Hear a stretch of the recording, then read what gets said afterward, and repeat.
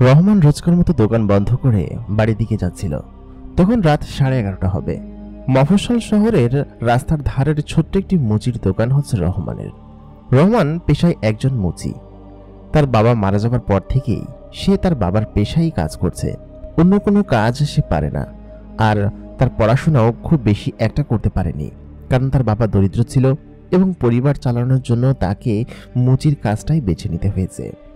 অনেকদিন রহমানের বাসায় যেতে বেশ খানিকটা দেরি হয়ে যায়। আর এখন একটু ঈদের সময় ছিল, যার কারণে রহমানের দোকান বন্ধ করতে করতে প্রায় 12টা বেজে যায়, কারণ ঈদের সময় কাজের চাপ একটু বেশি।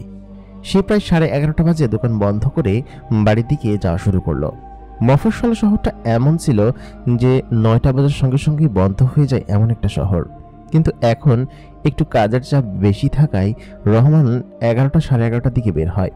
আর ওই সময় বের হলে কোনো গাড়ি ঘোড়া পাওয়া যায় না তার বাড়িতে যাওয়ার জন্য। মফস্বল শহর থেকে 7-8 কিলোমিটার ভেতরে তার বাড়ি, এবং এতটা রাস্তা অনেকদিন তাকে হেঁটেই পার হতে হয়, কারণ রাস্তায় গেলে সে অটো গাড়ি বা রিক্সা পায় না। আর যদি রিক্সা সেদিকে যায়ও তাও অনেক ভাড়া যায়। সেই জন্য রহমান ওদিক দিয়ে হেঁটে যায়। তবে 11টার আগে আসলে সে গাড়ি ঘোড়া পেয়ে যায়। কিন্তু আজকে বের হতে হতে 11:30 বেজে গিয়েছে। আজকে খুব বেশি বড় একটা কাজ ছিল। রহমান তার ঝুলিটা কাঁধে করে হাঁটছিল। অনেক দূর যাওয়ার পরেও সে কোনো গাড়ি ঘোড়া পেল না। শুনশান রাস্তা ছিল। এই শুনশান রাস্তা ধরে মানুষজনের আনাগোনা খুব একটা দেখা যাচ্ছে না। খানিকটা দূরে তাকাতেই দেখলো একটা গাড়ি অপোজিট সাইড থেকে আসছে। কিন্তু অপোজিট সাইড থেকে আসা গাড়ি দিয়ে তো রহমানের কোনো কাজ নেই, কারণ তাকে এখন হেঁটেই বাড়িতে ফিরতে হবে। মোটামুটি ঘন্টাখানিক লাগবে বাড়িতে পৌঁছাতে। একটা গাড়ি অবশ্য পেয়েছিল, তবে সে 200 টাকা ভাড়া চায়। 200 টাকা তো তার ইনকামের অর্ধেকই। যদি দিয়ে দেয় তাহলে তো তার ইনকামের অনেকটা অংশই তাহলে গাড়িওয়ালাকে দিয়ে দিতে হবে। সেহেতু সে বাড়ির দিকে হাঁটা শুরু করলো। রহমান যখন শহর ছেড়ে প্রায় গ্রামের দিকে ঢুকে পড়েছে, একটা বড় রাস্তা ছেড়ে ছোট রাস্তায় উঠবে, ঠিক তখনই পেছন থেকে তাকে একজন ডাক দিল। রহমান খানিকটা অবাক হলো, কারণ ডাকটা দিয়েছিল একটা মেয়ে কণ্ঠ। রহমান পেছনের দিকে ফিরে দেখল তার থেকে 7-8 হাত দূরে একটা মেয়ে দাঁড়িয়ে আছে, এবং সে রহমানকে ইশারা দিয়ে ডাকছে। প্রথমে কণ্ঠস্বর দিয়ে ডাকলো, পরবর্তীতে ইশারা দিয়ে ডাকলো। রহমান পেছনের দিকে তাকিয়ে খানিকটা হকচকিয়ে গেল, কারণ মেয়েটার মুখে একটা নাকাব পড়া ছিল, এবং এত রাতে এরকম একটা শুনশান রাস্তায় একটা মেয়ে কি করছে সেটা ভেবেই রহমানের পিলে চমকে গেল। কোনো পেতনি টেতনি নয়তো? রহমান কিঞ্চিত ভয় পেল। তারপর মেয়েটা দূর থেকে বলল, এই যে মুচিওয়ালা ভাই, একটু এদিকে আসবেন, আমার জুতাটা সেলাই করতে হবে। রহমান কিঞ্চিত শান্তির নিঃশ্বাস ফেলল। তারপর সে ওদিকটায় এগিয়ে গেল। সে মেয়েটার যত কাছাকাছি যাচ্ছিল, কেমন যেন মেয়েটার গা দিয়ে একটা অদ্ভুত পারফিউমের সুঘ্রাণ আসছিল। রহমান সামনে এগিয়ে গিয়ে বলল, জি আপা, বলেন কি করতে হবে? মেয়েটা তখন বলল, আমার জুতাটা ছিঁড়ে গিয়েছে, আপনি কি একটু সেলাই করে দিতে পারবেন? রহমান মেয়েটার চোখের দিকে তাকিয়ে চোখ নামিয়ে নিল, কারণ মেয়েটার চোখ ছিল ভয়ঙ্কর রকম সুন্দর, ভয়ঙ্কর থেকেও ভয়ঙ্কর। মেয়েটা তখন বলল, আচ্ছা ঠিক আছে, আপনি তাহলে এটা সেলাই করুন। রহমান তার ব্যাগ থেকে একটা জুতা বের করে মেয়েটার পায়ে পড়তে দিল। রহমান মেয়েটার পা দেখেও ভীষণ পরিমাণ অবাক, কারণ মেয়েটা একটা বোরকা পরিহিত ছিল, শুধুমাত্র তার চোখগুলো দেখা যাচ্ছিল। কিন্তু যখন রহমান তার পাগুলো দেখল, একদম দুধের থেকেও বেশি ফর্সা। মেয়েটার হাতে একটা আলো ছিল, সেই আলোটায় বসেই রহমান তার কাজগুলো করছিল। জুতাটা দেখে বেশ দামি মনে হলো, এবং এত দামি জুতা রহমান তার জীবনে কোনোদিন সেলাই করেনি। রহমান আজ প্রায় 6 বছর ধরে এই জুতা সেলাইয়ের কাজ করছে, কিন্তু কোনোদিন এরকম আজব এবং দামি জুতা সে দেখেনি। সত্যি ভীষণ রকমের দামি। রহমান মেয়েটাকে জিজ্ঞেস করতে লাগলো আর জুতাটাকে ঠিক করতে লাগলো। আফা, জুতাটা দেখা মনে হচ্ছে অনেক দামি, বিদেশি জুতা মনে হয়, তাই না? মেয়েটা তখন বলল, হ্যাঁ বিদেশি জুতা, এবং বেশ দামি জুতা, সাবধানে সেলাই করো কিন্তু। রহমান বলল কি যে, আপনি এসব বিষয় নিয়ে চিন্তা করবেন না, আমার 6 বছরের অভিজ্ঞতা আছে, আমি পারবো, সমস্যা নেই। তবে রহমানের বারবার কেন যেন মেয়েটার পায়ের দিকে যাচ্ছিল। পা দুটো এত চমৎকার এবং এত সুন্দর, কিন্তু সে নিজেকে বুঝিয়ে তার দৃষ্টি সরিয়ে নিল। খানিকক্ষণ বাদে সেই মেয়েটার জুতা সেলাই করা হয়ে গেল। মেয়েটাকে জুতাটা দিয়ে রহমান বলল কি যে, 20 টাকা হয়েছে। মেয়েটা তখন জানালো, আসলে আপনাকে দেবার মতো আমার কাছে কোনো টাকা নেই। মেয়েটার এই কথা শুনে রহমান খানিকটা হকচকিয়ে গেল। আর সবথেকে বড় কথা হচ্ছে এই রাতের 12টা বাজে এরকম একটা শুনশান রাস্তায় এরকম সুন্দরী একটা মেয়ে কি করছে। রহমান এসবই ভাবতে লাগলো। সে জিজ্ঞেস করতেই যাবে, মেয়েটা তার দিকে একটা চকচকে জিনিস বাড়িয়ে দিল। বলল কি যে, এই জিনিসটা আপনি রাখুন, আমার কাছে আপনাকে দেওয়ার মতো কোনো টাকা নেই, তবে আপনি এটা রাখতে পারেন, ঠিক আছে? রহমান তখন জানালো, আরে না না আপা, আপনাকে টাকা দিতে হবে না, সমস্যা নেই। আপনার যে টাকা আপনার কাছে নেই সেটা নিয়ে সমস্যা নেই, আমি আপনাকে এমনিতেই করে দিলাম। আপনি আসুন এবার, ঠিক আছে? আর আমার এটা লাগবে না। তাই বলে রহমান সামনের দিকে হাঁটা শুরু করলো। পেছন থেকে সেই মেয়েটা রহমানকে ডেকে বলল কি যে, আপনার নাম কি? রহমান বলল, আমার নাম রহমান, আমার মুচির দোকান আছে শহরে, এই কাজ করে আমি বাড়িতে ফিরছি। এই কথা শোনার পর মেয়েটা বলল কি যে, আচ্ছা ঠিক আছে, আপনি বেশ ভালো মানুষ। রহমান বলল, না না, ভালো আর কোথায় হতে পারলাম। তারপর রহমান সামনে থেকে হাঁটা শুরু করলো। খানিকক্ষণ বাদে পেছনে তাকিয়ে দেখে মেয়েটা আর সেখানে নেই। বেশি সময় হয়নি, কয়েক সেকেন্ডই হয়েছে। পেছনে তাকিয়ে সে মেয়েটাকে না দেখতে পেয়ে হকচকিয়ে গেল। ভাবলো হয়তো চলে গিয়েছে কোনো একদিন, আর অন্ধকারে নিশ্চয়ই মেয়েটাকে দেখাও যাবে না। রহমান ওইদিন বাড়িতে চলে আসলো। বাড়িতে এসে দরজা ঠকঠক করতেই রহমানের বড় বোন দরজা খুলে দিল। রহমানের বাবা মা কেউ নেই, বড় বোন আর ছোট একটা ভাই নিয়ে সেইখানে থাকে। তার বড় বোনের বিয়ে এখনো হয়নি, আর ছোট ভাই স্কুলে পড়ে। রহমান যখন অনেক ছোট তখন তার বাবা মারা যায়। তার বাবা মারা যাওয়ার পরে রহমানের মাই তাকে অনেকটা লালন পালন করেছে এবং পড়াশোনা শিখিয়েছে। কিন্তু তার মা যখন মারা যায় তারপরে তো আর তার পড়াশোনা বা এই ধরনের কোনো কিছু হওয়ার সম্ভাবনাও ছিল না। তাকে ওই পেশায় বসতে হয় যে পেশায় তার বাবা ছিল, আর তার বাবার কাছ থেকেই টুকিটাকি এইসব কাজ শিখেছে। তার বাবা যখন এই পেশায় কাজ করত তখন সে টুকটাক গিয়ে কাজ শিখেছিল। তার বাবা মারা যাওয়ার পরে তো তার মাই টুকটাক সংসার টেনেছে, তবে তার মা মারা যাওয়ার পরে বড় বোন এবং ছোট ভাইকে দেখার দায়িত্ব তো তার উপরই পড়েছে। রহমানের বয়স এবার 21 বছর, আর তার বোনের বয়সও প্রায় ওই কাছাকাছি 21-22 বছর হবে। বড় বোনকে বিয়ে দিতে হবে, নিজে বিয়ে করতে হবে, ছোট ভাইকে আরো পড়ালেখা করে মানুষের মতো মানুষ করতে হবে। এসব নিয়েই রহমানের শুধুমাত্র চিন্তা। গ্রামের একটা দোতলা ঘরে সে, তার বোন এবং তার ছোট ভাই থাকে। রহমানের বোন ঘর খুলে দিতে দিতে বলল, কিরে ভাই, এত দেরি হলো কিসের জন্য? এত দেরি? আমি তো বসে আছি সেই কখন থেকে, এত দেরি করিস কিসের জন্য? রাস্তায় যদি কোনো বিপদ হয়? রহমান তখন বলল, আরে আজকে কাজের চাপ একটু বেশি ছিল, সকালবেলায় কাজগুলো দিতে হবে, না হলে কি? তোকে বলেছি না, যতই কাজ থাকুক এরকম ভাবে দেরি করে আসবি না, টেনশন হয়তো। আমার প্যাড নিয়ে এসেছিস? আমি বললাম, রে, ভুলে গিয়েছি, কালকে সকালবেলা এনে দেবো, ঠিক আছে? আগেরগুলো আছে না? তখন বোন বলল, হ্যাঁ আছে, তবে এরকম ভুলো মন হলে কি হবে? রহমান তখন বলল কি যে, আচ্ছা ঠিক আছে, আমি সকালে উঠেই বাজার থেকে এনে দিব, চিন্তা করিস না। আর অভি কি ঘুমিয়ে গেছে? বড় বোন বলল কি যে, হ্যাঁ অভি ঘুমিয়ে গেছে। আর অভির খাতাগুলো এনেছিস? ওর কিন্তু কালকে ক্লাস টেস্ট আছে, 200 টাকা দিয়ে যাস, ওর স্কুলের ফি দিতে হবে। তারপর রহমান 200 টাকা বের করে তার হাতে দিল, বলল কি যে, আর কিছু লাগবে? তখন মেয়েটি বলল কি যে, না না, আর কিছু লাগবে না, তবে সবকিছুই আছে, আর আগামী সপ্তাহে মনে করে বাজার নিয়ে আসিস, ঠিক আছে? এটা বলে তার বড় বোন সালেহা ভেতরে চলে গেল।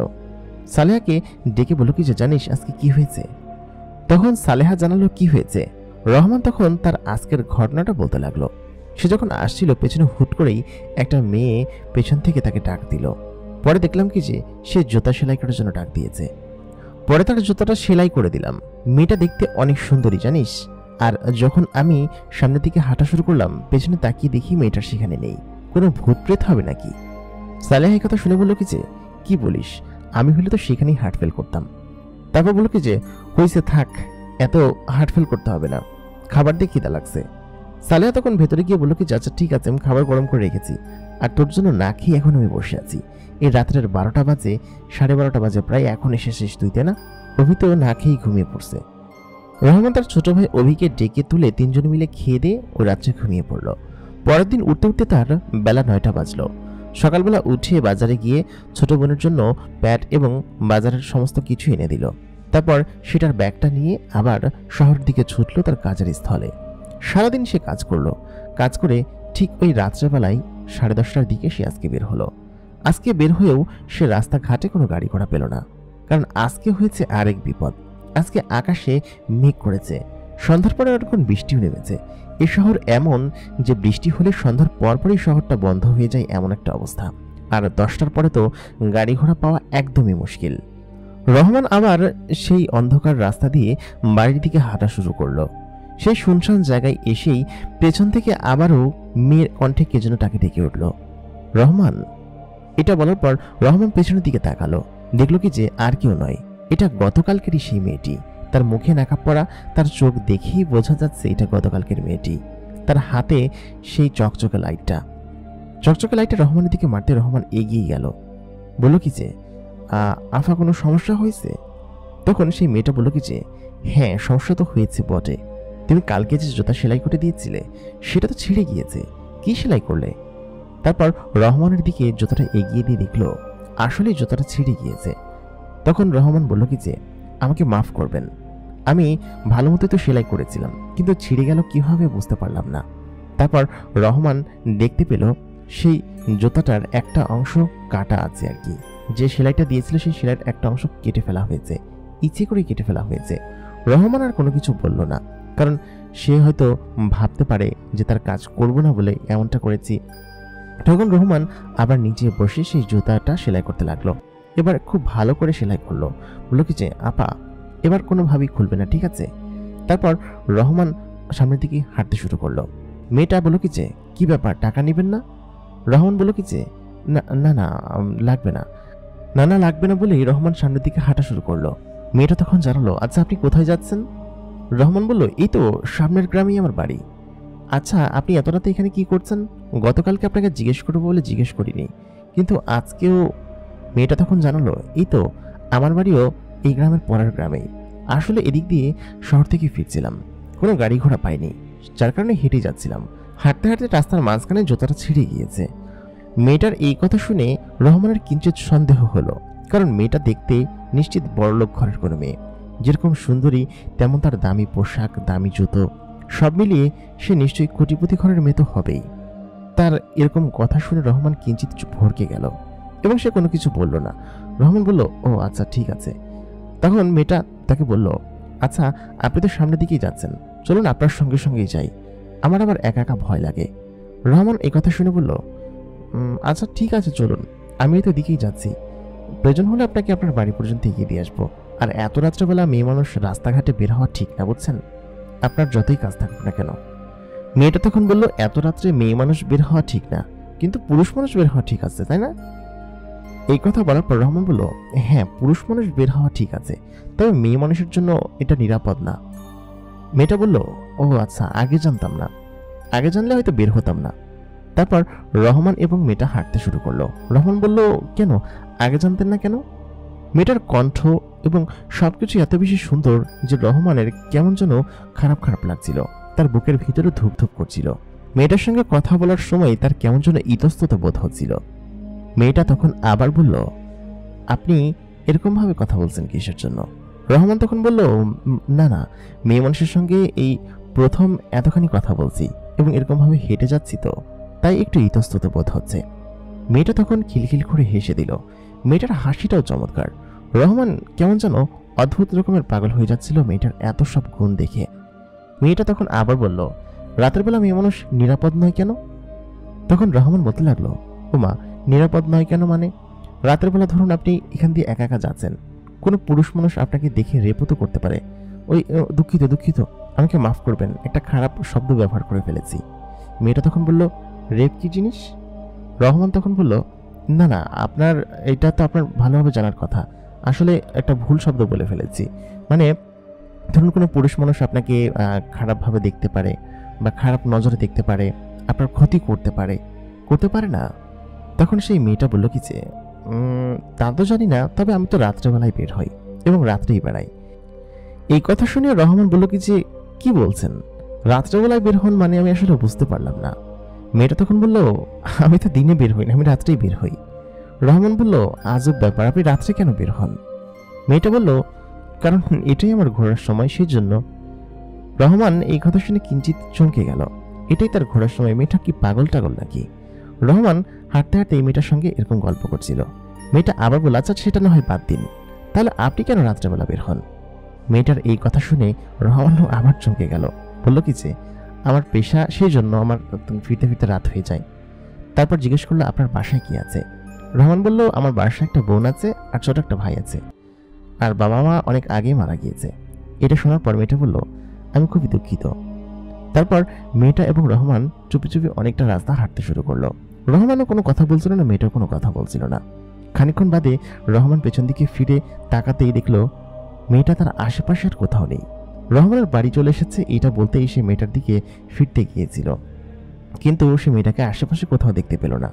অনেকক্ষণ কথা বলেনি, তার কারণে হয়তো মেয়েটা রাগ করে চলে গিয়েছে। তারপর রহমান আশেপাশে অনেকক্ষণ খোঁজাখুঁজি করলো, কিন্তু কোনোভাবেই মেয়েটাকে পেল না। রহমান বাড়িতে চলে গেল। বাড়িতে গিয়ে দরজা তার বোন খুলে দিল। সে আজকেও তার বোনের সঙ্গে সেসব কথা শেয়ার করলো। বলল কি যে, জানিস আজকে কি হয়েছে? সেই মেয়েটাকে না আজকে আমি দেখেছি এবং সে আমার সঙ্গে সঙ্গে এখানে আসলো। সে বলল কি যে এই পাশের কোন গ্রামেই নাকি তার বাড়ি। তারপর আমি যখন বাড়ির কাছাকাছি পৌঁছালাম তাকে না আর দেখতে পেলাম না। এরপর রহমানের বোন সালেহা বলল, এটা নিশ্চিতরূপে কোনো পেতনি টেতনি হবে। এমনিতে তো বিয়ে শাদী করবি না, এরকম পেতনি তোর ঘাড়ে জুটবে, বুঝছিস? তারপর রহমান বলল, তোর বলছে বিয়ে শাদী করবো না, তোর বিয়ে দিতে হবে না, আগে তোর বিয়ে দিতে হবে, তারপরে আমি বিয়ে করবো। আর আমার বিয়ের বয়স হয়েছে নাকি? তোর বিয়ের বয়স হয়েছে, 21-22 বছর বয়স হয়ে যাচ্ছে, এখন পর্যন্ত বিয়ে দিতে পারতেছি না, সেই টেনশন আমি মরতেছি। সালেহা তখন বলল কি যে, আমি বিয়ে করব না, দেখি এই বাড়ি থেকে আমাকে কি বের করে। পরের দিন দুপুরবেলা সালেহাদের বাড়িতে সালেহার খালা এবং খালু আসলেন। খালা এবং খালু এসে বললেন কি যে, শোন, তোর জন্য একটা ভালো পাত্র দেখেছি। রহমান ওদিনকে বাড়িতেই ছিলেন। রহমান সাধারণত শুক্রবার কাজে টাজে যায় না, আর গেলেও সন্ধ্যার পরে যায়, আর সন্ধ্যার আগে সে বাড়িতেই থাকে। সপ্তাহের মধ্যে একটা দিনই সে ছুটি কাটায়। রহমান তার ঘরের মধ্যেই বসেছিল। রহমান বেশ কিছুদিন ধরে ভাবছে একটা সাইকেল কিনবে, কারণ সাইকেলে যাতায়াত করতে তার সুবিধা হবে। সাইকেল দিয়ে খুব দ্রুতই যাওয়া যাবে এবং খুব দ্রুতই আসা যাবে, আর টাকা পয়সাও অনেকটা বেঁচে যাবে। রাত্রেবেলা আসার এই ঝামেলাটা আর পোহাতে হবে না। রাত্রেবেলা আসার সময় অনেক সময় বেশি ভাড়াও দিতে হয়। রহমান তার ঘরের মধ্যেই বসেছিল। তার খালা এবং খালু এসে বললেন, কিরে ভালো আছিস? রহমান বলল, ভালো আছি। তারপর কথায় কথায় তার খালু বলল কি যে, তা হ্যাঁ, সালেহার জন্য একটা পাত্র দেখেছি, পাত্র বেশ ভালোই। গঞ্জে দুইটা দোকান আছে, বেশ কিছু খাস আবাদি জমি আছে, পাত্র বেশ ভালোই। পাত্রের গঞ্জে বেশ বড় বড় 2টা দোকান আছে, আর 3টা দোকান ভাড়া দেওয়া, আর নিজস্ব ট্রাক্টর আছে, নিজেদের জমি আছে, ধান ক্ষেত আছে। ওরা একটা গৃহস্থলী মেয়ে খুঁজছে। তো আমাদের সালেহার মতো গৃহস্থলী মেয়ে তো আর 2-1টা হয় নাই, তাই না? সেহেতু আমি ভাবলাম যে সালেহার জন্য ছেলেটার সম্বন্ধটা নেই, কি বলিস? রহমান তখন জানালো, খালুজান, আমি আপনাকে বলেছি যে এইসব ব্যবসায়ী না, আপনি একটা সরকারি চাকরি দেখেন। আমার বোনকে এই যে পড়াশোনা করাচ্ছি কষ্ট করে, এই যে অনার্সে উঠেছে, কষ্ট করে পড়াশোনা করিয়েছি কিসের জন্য? এরকম ব্যবসায়ী অশিক্ষিতদের কাছে বিয়ে দেওয়ার জন্য? আপনি একটা সরকারি চাকরিজীবী দেখেন, বিয়ঞ্চন হলেও হবে। আমি চাই আমার বোন একদম নিরাপদে থাকুক। তখন খালুজান বলেন কি যে, শোন, এই ছেলের মতো ছেলে পাবি না, ছেলে হীরার টুকরা ছেলে। আমি তোরা কি বললাম, আমি কি সম্বন্ধ এমনি এমনি নিয়ে আসছি? আর ওরা তোর বোনকে দেখে পছন্দ করছে, এই জন্যই তো আমি আসছি, তাই না? এই কথা বলার পর আমি সালেহার দিকে তাকালাম। সালেহা বলল কি যে, ভাই আমি কিছু জানি না, সত্যি কথা আমি কিছু জানি না। তারপর খালুজান আবার রহমানকে বললেন কি যে, আরে ও কি জানবে, হয়তো ভার্সিটিতে আসার সময় দেখেছে, তবে আমার আপন ভাইয়ের ছেলে।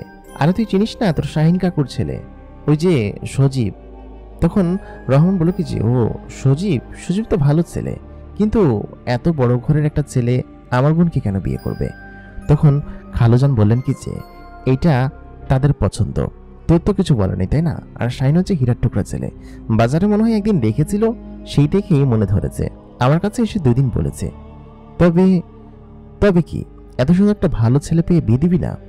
না খালুজান, বিষয়টা সেটা না, বিষয়টা হচ্ছে এরকম বোনের বিয়ে দিব, এরকম শুকনো মুখে দিব, আর আমার ইচ্ছা আছে যে ওকে বেশ কিছু জিনিসপাতি বানিয়ে দিব। খালুজান তখন বললেন, আরে ওরাই সবকিছু দেবে, তোর কিছুই করতে হবে না, ওরা শুধু এসে মেয়ে তুলে নিয়ে যাবে। রহমান তখন জানালো, না খালুজান, আমি আমার বোনকে অবশ্যই কিছু দিব, এবং একটু আয়োজন করে আমি বিয়ে দিতে চেয়েছিলাম, একটা মাত্রই বোন আমার তো কিছু সকালাত আছে, তাই না? তখন খালুজান বললেন, আরে সমস্যা নেই, ওরাই সবকিছু দিয়ে দিবে। আমি বললাম কি যে, না খালুজান, আমি আমার বোনকে বিয়ে দিব, আর তাতে যদি ওরা রাজি হয় তাহলে হোক, আর না হলে না হোক, সমস্যা নেই। আমি কিছু টাকা পয়সা গোছাই, ধুমধাম করে বিয়ে দিব। অবশ্য বেশ কিছু টাকা পয়সা গুছিয়েছি, ওই টাকা দিয়েই আমি ওর বিয়ে দিব। তাতে যদি ওরা রাজি হয় তাহলে হলো, আর না হলে আসলে আর কিছু করার নেই, এটা ভাগ্যের উপর ছাড়তে হবে, কারণ আমাদেরও কিছু সকাল রাত আছে, তাই না? খালুজান বললেন, আচ্ছা ঠিক আছে, তবে আমি ওদেরকে আসতে বলি, কি বল? আগামী সপ্তাহে আসতে বলি, ওরা তো আসতে চাচ্ছে। আমি বললাম কি যে আচ্ছা ঠিক আছে খালুজান, আমি আপনাকে ফোন করে জানাবো। তারপর খালুজান খাওয়া দাওয়া করে চলে গেলেন। ওইদিন সন্ধ্যার দিকে রহমান তার ঝুলিটা নিয়ে শহরের দিকে গেল। খানিকটা কাজ সেরে প্রায় 10টা নাগাদ সে বাড়ির দিকে চলে আসলো। তার গ্রামের রাস্তায় নেমে বেশ খানিকটা পথ হেঁটে গ্রামের ভিতরে আসতে হয়, প্রায় আধা কিলোমিটার হবে। সে গ্রামের রাস্তায় অটো থেকে নেমে বাড়ির দিকে আসতে শুরু করলো। রাত তখন 10:30। গ্রামের রাস্তায় খুব একটা মানুষ নেই, আর মানুষ থাকারও কথা না। এই সময়ে ঘুমিয়ে পড়ে সবাই, আর কারেন্ট না থাকলে তো আরো আগেই ঘুমিয়ে পড়ে। রহমান সেই রাস্তা ধরেই যাচ্ছিল। খানিকক্ষণ বাদে পেছন থেকে একটা মেয়ের কণ্ঠ তার কানে ভেসে আসলো। এই যে সেই মেয়েটা, বুঝতে রহমানের একটু বাকি রইল না। রহমান পেছনের দিকে ফিরে দেখলো সেই মেয়েটাই দাঁড়িয়ে আছে এবং রহমানকে বলতে লাগলো, আচ্ছা আপনি কি জুতা সেলাই করে দিন বলুন তো, আমার জুতাটা আবার ছিঁড়ে গিয়েছে। রহমান তাকিয়ে দেখলো এবারও গতবারের মতো ইচ্ছে করে জুতা জোড়া ছেঁড়া হয়েছে, তাও এক পাশ নয়, 2 পাশই ছেঁড়া হয়েছে, যাতে করে সে এগুলো আবার সেলাই করতে পারে। কিন্তু মেয়েটা এমনটা কেন করছে সেটাই রহমানের মাথায় ঢুকলো না। রহমান খানিকটা বিরক্তি নিয়ে জুতাটা সেলাই করতে লাগলো। তারপর রহমান বলল কি, আচ্ছা আপনি ইচ্ছে করে জুতাগুলো কেন ছিঁড়ছেন বলুন তো? এগুলো তো আপনি ইচ্ছে করে ছিঁড়েছেন, দেখুন, আমাকে শুধু শুধু বিরক্ত করা, তাই না? রহমান এর কথা শুনে মেয়েটা বলল, এই তো বুঝে ফেলেছেন, আমি যে আপনার পিছু নিচ্ছি সেটা এতদিন পরে বুঝতে পারলেন। এই কথা শুনে রহমান বলল, আপনার মতো সুন্দরী একটা মেয়ে মানুষ আমার পিছনে কেন নেবে? মেয়েটা তখন বলল, আমি তো সুন্দরী মেয়ে মানুষ নই। এই কথা বলার পর রহমান হকচকে গিয়ে বলল, তাহলে আপনি কি জিন? জিন পড়ি? এই কথা বলার পর মেয়েটা বলল কি যে একদম ঠিক ধরেছেন, আমি একটা পড়ি, আমার নাম কামেলা। এই কথা শোনার পর রহমান বলল কি যে মজা করা বন্ধ করুন, আর আপনি এত রাত্রেবেলা এখানে কি করছেন? আমার পিছু পিছু কেন এসেছেন বলুন তো? তখন মেয়েটা একটু দূরে সরে গিয়ে মাটি থেকে 4 ফুট উপরে উঠে গেল এবং তার গা দিয়ে তখন ঝলঝল করে আলো জ্বলছিল। রহমানের থলিটা হাত থেকে নিচে পড়ে গেল এবং সে ভয় পেয়ে দৌড় দিতেই যাবে। ঠিক তখনই সে দেখলো মেয়েটা তার সামনেই। রহমান তো আর যাওয়ার কোনো জায়গা নেই, কারণ হচ্ছে রহমান যদি এখান থেকে দৌড় মারে তার সামনেই মেয়েটা চলে আসবে, এবং এটা যে একটা পরী সেটা রহমান খুব বিশ্বাস করেছে। মেয়েটা তখন বলল কি যে, আচ্ছা আপনি এত ভয় পাচ্ছেন কিসের জন্য? আমি তো আপনার কোনো ক্ষতি করবো না, তাই না? আসলে প্রথম দিন আপনাকে দেখে আমার খুব ভালো লেগেছে, তারপর থেকেই আমি আপনার পিছু নিয়েছি। ওই যে প্রথম দিনের কথা মনে আছে, আপনি ওই দিক দিয়ে যখন যাচ্ছিলেন, আপনাকে দেখে আমার খুব ভালো লেগেছে। পরবর্তীতে আমি বেশ খানিকক্ষণ বোঝার চেষ্টা করলাম যে আপনি কি কাজ করে ফিরছেন। আমি দেখলাম আপনি জুতা সেলাইয়ের কাজ করেন, যার কারণে আমি আমার জুতাটা প্রথম দিন ইচ্ছা করে ছিঁড়েছি, যাতে করে আপনি সেলাই করতে পারেন। আপনার সততা দেখে আমি মুগ্ধ হয়েছি প্রথম দিন, এবং আপনার প্রেমে পড়তে আমাকে বাধ্য করেছে। এবং আমি প্রথম দিন আপনার সঙ্গে সঙ্গে আপনার বাড়িতে গিয়েছিলাম। আপনি দেখলাম কি সুন্দর চমৎকার পরিবার, আমার খুবই মনে ধরেছে। আমি আপনার সঙ্গে থাকতে চাই এবং আপনাকে আমি ভালোবাসি। রহমান তখন বলল, না না, এটা কখনোই সম্ভব নয়। আপনি একজন পরী বা জিন, আর আমি একজন মানুষ। আপনার দ্বিতীয় দিনের কথাই আমার কিঞ্চিত সন্দেহ হয়েছিল, কিন্তু এখন আমি পুরোপুরি বিশ্বাস করে ফেলেছি যে আপনি সত্যিই কোনো মানুষ না। তবে এটা কি কখনো সম্ভব আপনি আমার সঙ্গে প্রেম করবেন, কিন্তু পরবর্তীতে দেখা যাবে কি যে আসলে এটা বিয়ে শাদী করা সম্ভব না? আপনি একটা জিন আর আমি একটা মানুষ, এটা কি কখনো সম্ভব নাকি? মেয়েটা তখন জানালো, হ্যাঁ সবকিছুই সম্ভব, আর আমরা যদি চাই তাহলে সম্ভব। আসলে আমার তোমার মনে ধরেছে, এত বেশি ভালো লেগেছে, জীবনে কোনোদিন কোনো মানুষের কাছে যাইনি। ওদিক দিয়ে যাওয়ার সময় তোমাকে দেখে এত বেশি ভালো লেগে গিয়েছে যে আমি তোমাকে ছাড়া এখন কিছুই ভাবতে পারি না। সবসময় তোমার আশপাশ দিয়ে ঘুরফির করি, এবং আমি আসলে মূলত তোমার সততা দেখে মুগ্ধ হয়েছি। তুমি খুব একজন সৎ মানুষ এবং খুব একজন ভালো মানুষ। তোমার ছোট 2 ভাই বোনকে কত আদর যত্ন করে বড় করেছ। আমি এটাও জানি যে তোমার বোনের বিয়ের কথাবার্তা চলছে। আমি চাইলে তোমাকে সাহায্য করতে পারি। এই কথা বলার পর রহমান বলল, আপনাকে কিছুই করতে হবে না, আপনি দয়া করে আমার পিছু ছেড়ে দিন, কারণ একজন মানুষ এবং জিনের সম্পর্ক কখনোই হতে পারে না। আর আমি শুনেছি যে পরীরা ছেলেদেরকে তুলে নিয়ে গিয়ে নানানভাবে অত্যাচার করে এবং তাদেরকে আর দিয়ে যায় না। এটা বলার পর মেয়েটা আবারও সেই অট্ট হাসিতে ফেটে পড়ল। তার হাসিটা চমৎকার। রহমানের মনে মনে মেয়েটাকে মনে ধরেছে, এটাকে পছন্দ করে, আর এত সুন্দরী একটা মেয়ে তাকে এরকমভাবে ভালোবাসার কথা বলেছে। তাতে রহমানের গলে যাওয়ার কথা, ভেতরে ভেতরে গলেও যাচ্ছে, কিন্তু সামনাসামনি সে কোনো কিছুই দেখাচ্ছে না। রহমান বলল, আচ্ছা ঠিক আছে, আপনি থাকুন, আপনি কোনোভাবেই মনে হয় আমার কথা মানবেন না, তাই না? তাই বলে রহমান বাড়ির দিকে হাঁটা শুরু করলো। প্রায় অনেকটা পথ হেঁটে সে বাড়িতে চলে আসলো। মেয়েটা তখন তার পিছু পিছুই আসছিল। এটা সে বুঝতে পারলো এটা দিয়ে যে সেই গন্ধটা, মানে মেয়েটার গায়ের ঘ্রাণটা তার সাথে সঙ্গে সঙ্গে আসছিল। দরজাটা খুলে দিল নাকাব পরিহিত অবস্থায় একটা মেয়ে। এটা সালেহা না। রহমান ওপরের দিকে তাকিয়ে দেখলো সেই মেয়েটা কামেলা। রহমান পেছনের দিকে ফিরে তাকালো, দেখলো পেছনে কামেলা নেই। রহমান সামনের দিকে তাকিয়ে অবাক হয়ে গেল। ভেতর থেকে সালেহা এসে বলল, আরে তুই এসেছিস? তোর বান্ধবী এসে সেই দুপুর থেকে বসে আছে, আর তুই এইমাত্র এসলি, তাই না? আমি বললাম, আমার বান্ধবী মানে? আমার তো কোনো বান্ধবী নেই। তখন সালেহা বলল কি যে, আরে এই যে ওই তো তোর বান্ধবী, দুপুরবেলা এসেছে তোর খোঁজে, আর যায়নি, আর সন্ধ্যা হয়ে গিয়েছিল বলে আমি যেতে নিষেধ করেছি। রহমান তো পুরো হকচকে গিয়েছে, কারণ হচ্ছে এ যদি দুপুরবেলা এসে থাকে তাহলে বাইরে। রহমানের মাথায় কিছু ঢুকছে না। তখন রহমান বলল কি যে, আচ্ছা আপনি এখানে কেন এসেছেন বলুন তো? তখন সালেহা বুঝতে পারলো যে এরা পূর্ব পরিচিত। তখন রহমান ভিতরে প্রবেশ করলো, বললো কি যে, তুই ওকে ভিতরে আসতে দিয়েছিস কিসের জন্য? সালেহা বলল কি যে, কেন, মেয়েটা তো খুবই ভালো, খুবই জ্ঞানী এবং খুবই ট্যালেন্টেড। তুই জানিস আমাকে খাবার রান্না করতে সাহায্য করেছে, আর কত কিছু পারে। আল্লাহ, মেয়েটা এত বেশি সুন্দরী। এরকম সুন্দরী বান্ধবী কোত্থেকে জুটেছিস বলতো? তোর গার্লফ্রেন্ড টার্লফ্রেন্ড নয় তো? সত্যি করে বল। রহমান বলল কি যে, তোর কি মাথা খারাপ হয়েছে? আমার মতো একজন মুরজির সঙ্গে মেয়ে প্রেম করবে কিসের জন্য? তখন সালেহা বলল কি যে, দেখে তো মনে হচ্ছিল সেরকমই, হাবভাব তো সেরকমই। তোর নিজের রুম গুছিয়ে দিল, আমার সঙ্গে কত ভালো ব্যবহার করলো, তোকে নিয়ে কত ভালো ভালো কথা বললো, এত কিছু জানে কিভাবে? তখন রহমান বলল কি যে, এটাই হচ্ছে সেই মেয়ে, তোকে 2-3 দিন যার কথা বলেছিলাম। এই মেয়ে আমার পিছু পিছু করতে করতে বাসা পর্যন্ত চলে এসেছে। সালেহা তখন বলল কি যে, আর যাই বলিস, মেয়েটা কিন্তু ভাবি হিসেবে ভালো হবে। ওকে আজকে থেকে আমি ভাবি বলে ডাকবো, যেহেতু বাসা পর্যন্ত চলে এসেছে। রহমান বলল, ফাজলামি করিস, তাই না? ও এটা শুনলে কি মনে করবে? মেয়েটা ওই দিন রহমানের বাড়িতেই ছিল, সালেহার সঙ্গে ছিল। সালেহার সঙ্গে সে ঘুমালো এবং সারা রাত ভরে তারা কি গল্প করেছে সেটা জানি না। পরের দিন সকাল সকাল উঠে আমি যখন ব্যাগটা নিয়ে বাইরে বের হতে যাব, আমি ব্যাগটা খুঁজে পাচ্ছিলাম না। মেয়েটা আমাকে ব্যাগটা এগিয়ে দিল এবং খাবারের প্যাকেটটাও এগিয়ে দিল। বলল কি যে, সাবধানে যাবেন। আমি বললাম, আপনি দয়া করে এখান থেকে চলে যান, আপনাকে এখানে কেউ দেখলে খারাপ ভাববে। মেয়েটা তখন বলল, আমাকে কেউ দেখতেই পাবে না, খারাপ কি ভাববে? তারপর আমি ওইখান থেকে ব্যাগটা নিয়ে শহরের দিকে চলে গেলাম। মেয়েটা আমাদের বাড়িতে 2 দিন প্রায় রয়েছে। আমি সেটাই ভেবে কোলাতে পারছি না, ওই 2 দিন যাবত এখানে কেন আছে। সালেহা কোনো কিছু বলছে না, আর আমিও কোনো কিছু বলতে পারছি না। ও কি বাড়িতে যাবে না, নাকি এখানেই থাকবে? আমি মেয়েটাকে জিজ্ঞেস করলাম রাত্রেবেলা। মেয়েটাকে আমার রুমে নিয়ে আসলাম, বললাম কি যে, আচ্ছা আপনি কি চাইছেন বলুন তো, আপনি দয়া করে এখান থেকে চলে যান। মেয়েটা তখন আমাকে বলল কি যে, আমি তো এখানে যেতে আসিনি, আমি আপনাকে পছন্দ করি। আপনি যতক্ষণ না পর্যন্ত বলছেন যে আপনি আমাকে ভালোবাসেন, ততক্ষণ পর্যন্ত আমি এখান থেকে যাব না, এখানেই থাকবো দয়া করে, দরকার হলে, এবং আপনার রুমেই থাকবো এখন থেকে। সালেহাকে বলবো আমি চলে যাচ্ছি, কিন্তু আপনার রুমে থাকবো সবসময়, বুঝতে পেরেছেন? তখন আমি বললাম কি যে, দেখুন, আপনি একটা জিন, কোনো মানুষ না, আশরাফুল মাখলুকাত না, আর আমি একটা মানুষ, আমাদের ভালোবাসা কখনোই সম্ভব নয়। তখন মেয়েটা বলল কি যে, দেখো, তুমি এক কাজ করো, সালেহার কয়েকদিন পরে বিয়ে না, এই জিনিসটা রাখো, এটা বিক্রি করে তুমি বেশ ভালো টাকা পেয়ে যাবে। তাই বলে সেই মেয়েটা তার কানের দুল খুলে দিল। আমি কি বলছি আর কামেলা কি বলছে তার মধ্যে কোনো মিল নেই। আমি বলছি এক কথা আর কামেলা বলছে আরেক কথা। ও আমার ভালোটা দেখছে। তখন বলল কি যে, আহা, এত কথা বলো না তো। তাই বলে সে আমার হাতটা ধরে তার কানের দুলগুলো আমার হাতে দিয়ে দিল।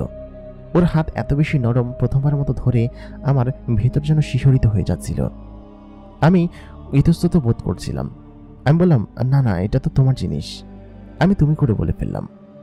তখন কামেলা বলল, দেখছো, আমি তোমার সঙ্গে আছি বলে তুমি আমাকে তুমি করে বলতে পেরেছো, আর তুমি আমাকে পছন্দ করো সেটা আমি খুব ভালোভাবেই জানি।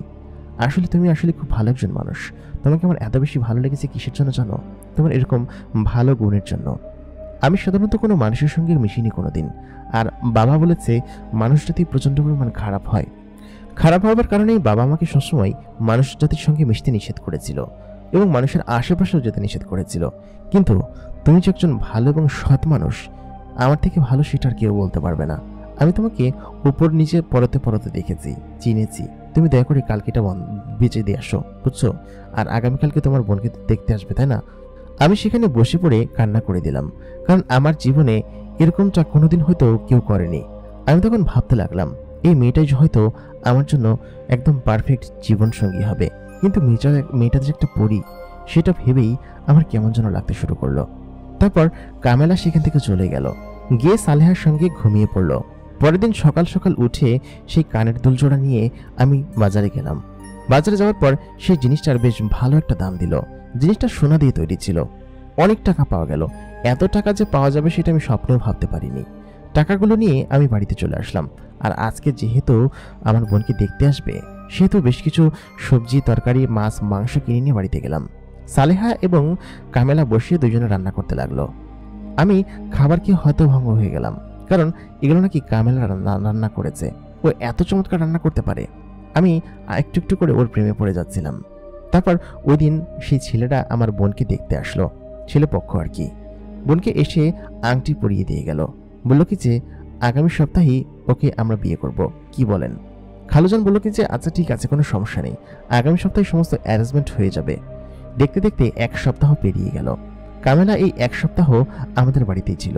1 সপ্তাহ আমি কোনো কাজে যাইনি, যেহেতু কামেলার দেওয়া এতগুলো টাকা আর বিয়ে শাদীর অনেক বিষয় আছে। বোনের বিয়ের সমস্ত সরঞ্জাম কেনাকাটা সবকিছুই করতে হবে। আমি কামেলাকে বললাম, আচ্ছা আমার সঙ্গে কি আপনি একটু বাজারে যাবেন? শহরে আমার বোনের জিনিসপাতি কিনতে হবে। আমি এসব কখনো কিনিনি তো। তবে তুমি এবং সালেহা গেলে বোধহয় সব থেকে ভালো হয়। কামেলা তখন বলল, ইস, এই সুযোগ কেন হারাবো? তোমার সঙ্গে যাওয়ার সুযোগ হয়েছে, চলো। আজকে যাবা না কখন যাবা বলো? আমি তখনই যেতে রাজি আছি। তখন রহমান বলল যে আচ্ছা ঠিক আছে, এখনই চলো। রহমান এবং কামেলা দুজনেই অটোতে চলে যাচ্ছে। কামেলা একটা মানুষের বেশ ধরেই রহমানের সঙ্গে যাচ্ছে। শহরে গিয়ে পছন্দ করে করে সালেহার জন্য সে জিনিসপাতি কিনল। সে সাধারণত এসব জিনিস ব্যবহার করে না, তবে সালেহার কাছ থেকে সে একটা লিস্ট নিয়ে এসেছিল যে এই জিনিসগুলো কিনতে হবে। এই সমস্ত জিনিস সে কিনে ফেলল। আসার পথে রহমান স্বর্ণকারের দোকানে যেতে যাবে, ঠিক তখনই কামেলা তাকে থামিয়ে দিয়ে বলল, রহমান শোনো, আমি তোমাকে একটা জিনিস দিব, ওই দিনকের মতো তুমি নিষেধ করতে পারবে না, ঠিক আছে? তখন কামেলার এই কথা শুনে রহমান বলল, কি জিনিস দিবা তুমি? তখন একটা স্বর্ণের বড় বাক্স এগিয়ে দিল। সেই বাক্সের মধ্যে বড় কানের দুল এবং বেশ ওজনওয়ালা একটা সীতাহার রয়েছে।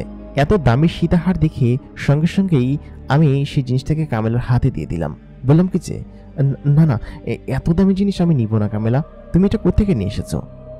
কামেলা তখন জানালো, এটা আমাকে আমার বাবা দিয়েছিল, আমি এটা পছন্দ করে বানিয়েছিলাম, তবে আমার মনে হয় এটা আমার থেকে তোমার বেশি জরুরি। এই কথা বলার পর আমি বললাম, না না কামেলা, এটা তোমার বাবা তোমাকে দিয়েছে, এটা আমি কেন নিব? কামেলা তখন বলল, আমার এরকম অনেক আছে, না হলেও 10-20টার মতো আছে। এসব জিনিস আমি ব্যবহার করি না, এরকম দামি জিনিস আমার বহুত আছে।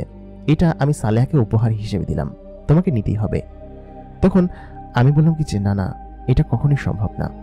সালেহা তখন শক্ত করে আমাকে জড়িয়ে ধরল, বলল কি যে আমি তোমাকে অনেক ভালোবাসি, তুমি আমাকে কখনো ছেড়ে দিও না, ঠিক আছে? তোমাকে এত বেশি ভালোবাসি যে আমি আমার নিজের জীবনও ত্যাগ করতে পারি তোমার জন্য। যখন জড়িয়ে ধরলো, আমি তো একদম পুরো হতভম্ব হয়ে গেলাম। আমার নিঃশ্বাস চলছিল না, আমার বুকের হার্টবিট বেড়ে গিয়েছিল। তখন কামেলা আমার দিকে তাকিয়ে বলল কি যে তোমার হার্টবিট বেড়ে গিয়েছে, তার মানে তুমিও আমাকে ভালোবাসো। বলো ভালোবাসো? আমি বললাম কি যে হ্যাঁ, আমিও তোমাকে ভালোবাসি, কিন্তু এতদিন বলতে পারিনি। তবে আমি এখন উপলব্ধি করতে পেরেছি যে আমি সত্যি তোমাকে ভালোবাসি। সে আমাকে আরো শক্ত করে জড়িয়ে ধরলো, বলল কি যে তাহলে এখন থেকে আমি যা বলবো তাই শুনবা, ঠিক আছে? আমি বললাম, আচ্ছা ঠিক আছে, তাহলে এখন চলো, বাড়ির দিকে চলো। আর এটা আমাকে নয়, তুমি সালেহাকে দিবে, ঠিক আছে? ও ভীষণ খুশি হবে। তারপর বাড়িতে চলে গেলাম আমরা দুজনে। বাড়িতে গিয়ে সালেহাকে যখন সমস্ত জিনিসপাতি দেখলাম, একসঙ্গে এত কিছু দেখে সালেহা আসলে অনেক খুশি হয়ে গেল, কারণ এত জিনিসপাতি সালেহা এক জীবনে একসঙ্গে চোখে দেখেনি। এবং যখন তার জন্য সেই বড় ভারী সীতাহারটা এগিয়ে দিল, কামেলা বলল, এটা আমার পক্ষ থেকে তোমার জন্য, নাও। এটা বলার পর সে কামেলাকে শক্ত করে জড়িয়ে ধরল, বলল কি যে ভাবি, আপনি আমার ভাইয়াকে কখনো কষ্ট দিয়েন না, ঠিক আছে? এই কথা শুনে কামেলার মন ভরে গেল। প্রথমবারের মতো সালেহা তাকে ভাবি বলে ডাকলো। তখন সে বলল কি যে কখনই দিব না, তোমার ভাইয়াকে আমি খুব বেশি পছন্দ করি, আর তুমি সম্ভবত আমাকে চিনো না বা আমার পরিচয় জানো না, এটা তোমার জানা উচিত, বুঝেছ? তখন সালেহা বলল, কি ব্যাপার ভাবি, আমি তো জানতাম না আপনি কে, আর আপনার বাসা কোথায়? সালেহা এই প্রশ্ন করার পরে তখন আমি তাকে থামিয়ে দিলাম, বললাম কি যে না না, ওকে বলো না। সালেহা তখন বলল, না না কি, বলো আমাকে কি সমস্যা। এরপর কামেলা বলল কি যে আসলে আমি কোনো মানুষ নই, আমি হচ্ছে একটা জিন। তোমার ভাইয়ার সঙ্গে আমি এখন থেকে থাকবো। তুমি চলে যাওয়ার পর তোমার ভাইয়াকে আমি দেখে শুনে রাখবো, ঠিক আছে? সালেহা বেশ খুশি হলো। তুমি জিন নাকি মানুষ সেটা নিয়ে আমার কোনো মাথা ব্যথা নেই, তবে তুমি যে আমাদের ভালো করেছো এটাই আমাদের হচ্ছে সব থেকে ভালোর বিষয়, এবং আমরা তোমাকে খুব বেশি পছন্দ করি। আমার ভাইয়া খুবই লাকি আসলে যে এরকম একটা ভালো পরি পেয়েছে। তুমি মানুষ হও বা জিন হও সেটা নিয়ে আমার কোনো মাথা ব্যথা নেই, আমার ভাইয়াকে শুধুমাত্র দেখিয়ে রেখো, ঠিক আছে? তারপর তোরা তিনজনকে জড়িয়ে ধরলো। সালেহা তো একদম কেঁদেই ফেলল। পুরো বাড়িতে যেন একটা খুশির মহল বয়ে গেল। পুরো বাড়ি সাজানো হলো সালেহার বিয়ের জন্য। এত ধুমধাম করে যে বিয়ে দিতে পারবে সেটা আমি কোনোদিন ভাবতেই পারিনি। পুরো বাড়ি সাজানো হলো, আশপাশের সমস্ত আত্মীয় স্বজন সবাইকে দাওয়াত করা হলো। একটা এলাহি আয়োজন এবং কাণ্ড করে সালেহার বিয়ে দেওয়া হলো। সালেহাকে ওরা নিয়ে গেল। সন্ধ্যার দিকে আমার এত বেশি খারাপ লাগছিল, মনে হচ্ছিল পুরো ঘরটাই শূন্য। খানিকক্ষণ বাদে কামেলা এসে আমার সামনে দাঁড়ালো এবং আমাকে তার বুকের ভেতর নিয়ে জড়িয়ে ধরলো। বলল কি যে কষ্টে পেও না, ও তো চলেই যাবে তাই না? আমি যেমন আমার বাবা মার ঘর ছেড়ে চলে এসেছি তোমার কাছে, আমি তো তোমার সঙ্গেই থাকবো সারা জীবন, তাই না? তোমাকে যে আমি এত বেশি ভালোবাসি, কেন যে এত বেশি ভালোবেসে ফেললাম আমি জানি না, তবে তুমি অনেক ভালো মানুষ, আমি তোমার সঙ্গেই সারা জীবন থাকতে চাই। সালেহা চলে যাওয়ার পর 2 দিন পরে সে ফেরত আসলো। ফেরত এসে বলল কি যে ভাবি, আমি না ওইখানটাই একদমই থাকতে পারছিলাম না। আমার কেন যেন তোমার কথা মনে হচ্ছিল বারবার। তোমাকে না দেখে আসলে এই কদিন তোমার সঙ্গে থেকে এত বেশি মায়ায় জড়িয়ে গিয়েছি না, কি যে বলবো ভাবি, খুবই ভালো লেগেছে আমার তোমাকে। তুমি আমার সঙ্গে চলো না। আর কেন এত দ্রুত বিয়ে হয়ে গেল? আমি ভাবির সঙ্গে আর কিছুদিন থাকতাম। আমি বললাম, এই শ্বশুর বাড়ি গিয়েছিস, এখন শ্বশুর বাড়ি গিয়ে থাক। তখন সালেহা বলল কি যে আমাকে তাড়া দিয়ে তো এখন পুরো ঘর বাড়ি দখল করছো তাই না? আর ঘরের কি অবস্থা করে রাখছো? কামেলা তখন বলল কি যে আমি 2 দিন ছিলাম না তো, এই জন্য তোমার ভাই এরকম করতে পারছে। ব্যাচেলার ছেলেদের আসলে মাথায় তুলতে নেই, বুঝেছো? তখন সালেহা বলল কি, আচ্ছা তোমাদের দুজনকেও তো বিয়ে দিতে হবে তাই না? আমার বিয়ে তো হয়ে গেল। আমি বললাম কি যে আমি এত দ্রুত বিয়ে করছি না, আমি পরে বিয়ে করব। আর আমার বিয়ের বয়স হয়েছে নাকি, মাত্র 22 বছর বয়স আমার, এত কম বয়সে বিয়ে করলে? সালেহা তখন বলল, কম বয়স কি, বিয়ের বয়স 21 বছর, তোর 22 বছর চলে, এখনই বিয়ে করবি, কবে বিয়ে করবি সেটা বল। এটা বলার পর সালেহা আমাদের দুজনকে জোর করে বলল কি যে বিয়ে করতেই হবে, আর ভাবি এখানেই থাকবা তুমি, ঠিক আছে? এই কথা বলার পর কামেলা বলল কি যে আমি তো এখানেই থাকতে চাই, তোমার ভাই তো বিয়ে করছে না, বিয়ে করলে তো আমি সবসময় এখানেই থাকতে পারতাম তাই না? কামেলার এই কথা শুনে সালেহা বলল কি যে আচ্ছা ঠিক আছে ভাবি, আমি তাহলে তোমাদের বিয়ের ব্যবস্থা করছি, ঠিক আছে? তারপর আর কি জোর জবরদস্তি করে সপ্তাহ খানেকের মধ্যে আমার সঙ্গে কামেলার বিয়ে দিয়ে দিল সালেহা। সালেহা চেয়েছিল যে আমি সুখে শান্তিতে থাকি, ভালো থাকি। কামেলা আসার পর থেকেই আমার সংসারটা বেশ গুছিয়ে উঠেছে। কামেলা এবং আমি সংসার করতে লাগলাম। আমাদের সাংসারিক জীবন খুব ভালো কাটছিল। এত পরিমাণ সুখের দেখা আমি যে পাবো কোনোদিন ভাবতে পারিনি। কামেলা আমার কাছে বেশিরভাগ সময় রাতের বেলা থাকতো না, কারণ হচ্ছে ও বলতো বাবার কাছে যেতে হবে, আর আমার ওখানে কাজ আছে, বুঝছো? তুমি ঘুমিয়ে পড়ো, ঘুমিয়ে পড়লে আমি চলে যাব, আবার সকালে চলে আসবো, ঠিক আছে? এরকম করেই আমাদের দিন ভালোভাবে কাটতে শুরু করলো। আমাদের যে কাঁচা ঘরটা ছিল সেই কাঁচা ঘরটাকে পাকা করলাম। আর আমি যে বিয়ে করেছি সেটা আশপাশের কেউকে আমি জানাইনি, কারণ হচ্ছে বিয়ে করলে আশপাশের মানুষজন বউ দেখতে আসবে, আরও নানান ফন্দি ফিকির করবে।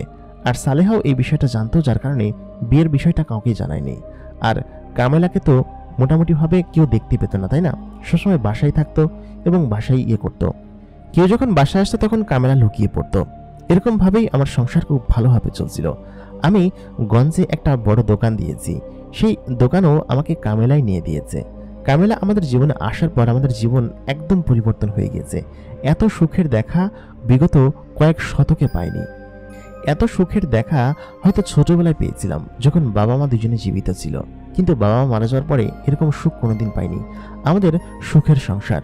ওইদিকে আমার বোনটাও খুব ভালো ছিল, প্রায় 6 মাস হয়েছে তার বিয়ে হয়েছে, আর আমাদেরও ওরকমই সময় হয়েছে বিয়ে হয়েছে। কয়েকদিন পরে খবর আসলো যে সালেহা মা হতে চলেছে।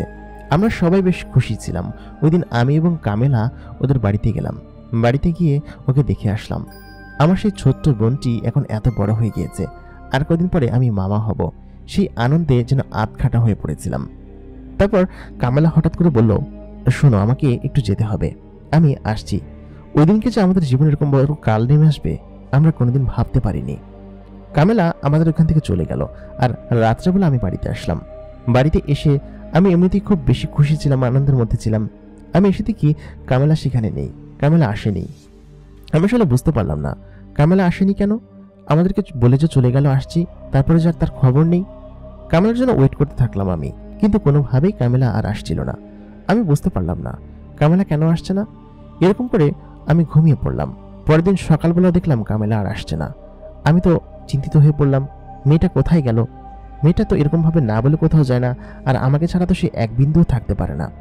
এরপর আমি তার জন্য অপেক্ষা করলাম সারাদিন। দোকানেও গেলাম না, কারণ কোথায় গিয়েছে এটা না ভেবে আমি দোকানে কিভাবে যাব। তারপর ওদিন দিন গড়িয়ে রাত হলো। রাত্রেবেলাও কামেলা আসছিল না। আমি চিন্তিত হয়ে আমার বোনের বাড়িতে চলে গেলাম। বললাম, কামেলা কি তোদের এখানে এসেছে? সালেহা বলল, কই না তো, আসেনি তো। আর ওর ব্যাপারটা কেউই জানতো না, যার কারণে কাউকে বলতেও পারছিলাম না আমরা। তারপর আমি সারা রাত ভরে খুঁজতে লাগলাম এদিকে ওদিকে, যেখানে দেখা হয়েছিল সেখানেও খুঁজতে লাগলাম, কিন্তু কোথাও পেলাম না। এরকম করে 2 দিন 3 দিন যায়, সপ্তাহ কাটে, মাস কেটে যায়, কিন্তু কামেলা আর আসে না। আমি তো সবসময় শুধুমাত্র কান্না করতাম, এত পরিমাণ কান্না করতাম যে সালেহা এসে আমাকে দেখে বলে কি যে, তুই কি করেছিস? তোর এরকম কেন? তোর শরীরের অবস্থা, তোর রুমের অবস্থা চারিদিকে, আর তুই এরকমভাবে পড়ে আছিস কিসের জন্য? সালেহা এটা জানতো যে কামেলাকে খুঁজে পাওয়া যাচ্ছে না। তারপর আমরা ভীষণ রকমের কান্নাকাটি করতে লাগলাম। সালেহা এবং আমি দুজনেই সবসময় কেমন যেন মরার মতো থাকতাম। ওই টাইমে সালেহা আমার বাড়িতে চলে এসেছিল, কারণ হচ্ছে আমি তখন ওই যে অনিয়মিত জীবনযাপন করা শুরু করেছিলাম, দোকানে ঠিকঠাক মতো যেতাম না। কামেলা যখন 1 সপ্তাহ ধরে গায়েব হয়ে গিয়েছে, 1 সপ্তাহ গায়েব রয়েছে, আমার অবস্থা তো একদম খারাপ, খাওয়া দাওয়া নেই, গোসল নেই, কোনো কিছু নেই। আমি তোকে ভালোবাসতাম, তাই না? সালেহা তখন এসে আমাকে বলল কি যে, দেখ, ও আসবে, হয়তো কোনো কাজে আটকে গিয়েছে বা ফেঁসে গিয়েছে, নিশ্চয়ই আসবে। আর ও যে একটা জিন, ও বলেছিল আমাদেরকে যে সারা জীবন আমাদের সঙ্গে থাকবে, এরকম ভাবে ও তো চলে যেতে পারে না, তাই না? তুই একটু অপেক্ষা কর, ও আসবে। এরকম করে আমি প্রায় অসুস্থ হয়ে পড়লাম। সালেহা তখন আমার সঙ্গেই থাকতো, আমার সেবা যত্ন করতো, এবং আমি দোকানে যেতাম না। বেশ খানিকটা অসুস্থ হয়ে পড়েছিলাম। এরকম করে মাস খানিক কেটে যায়, আমি খানিকটা সুস্থ হই। কামেলার ব্যথাও আমার মন থেকে খানিকটা কমে, তবে বিষাদের ভার কি এত দ্রুত কমে? আমরা দুজন ভেবে নিলাম যে কামেলা আর কোনোদিন আসবে না। ওই দিন যে গেল না বলে এরপরে কামেলা আর কোনোদিন আসেনি। তবে কামেলা আমাদেরকে একটা কথা বলেছিল, সেটা হচ্ছে ওর বাবা নাকি এসব বিষয় কখনো মেনে নিবে না, আর সম্ভবত ওর বাবাই বুঝতে পেরেছে যে ও একটা মানুষের সঙ্গে সংসার করছে এবং মানুষকে বিয়ে করেছে। এখন পর্যন্ত আমি কামেলার জন্য অপেক্ষা করি। এই ঘটনার প্রায় 4 বছর পেরিয়ে গিয়েছে, কামেলা এখন পর্যন্ত আমাদের কাছে আসেনি। তবে আমার যতটুকু বিশ্বাস যে কামেলা একদিন না একদিন নিশ্চিত রূপে আমার কাছে ফিরে আসবে। হয়তো ওর বাবা ওকে আটকে রেখেছে। যাবার পূর্বে কামেলা আমাকে একটা কিছু বলতে নিয়েছিল, বলেছিল একটা খুশির সংবাদ আছে। সেই খুশির সংবাদটা কি? আমাদের কি কোনো সন্তান আসতে চলেছে, এরকম কোনো খুশির সংবাদ নাকি আমি জানি না। তবে কামেলা যেহেতু আমাকে বলেছে, ওয়াদা করেছে সে ফিরে আসবেই, হয়তো তার বাবা মা তাকে জোর জবরদস্তি করে আটকে রেখেছে। 4 বছর ধরে তার জন্য অপেক্ষা করছি। তার জন্য অপেক্ষা করতে করতে আমার চোখের জল শুকিয়ে এসেছে।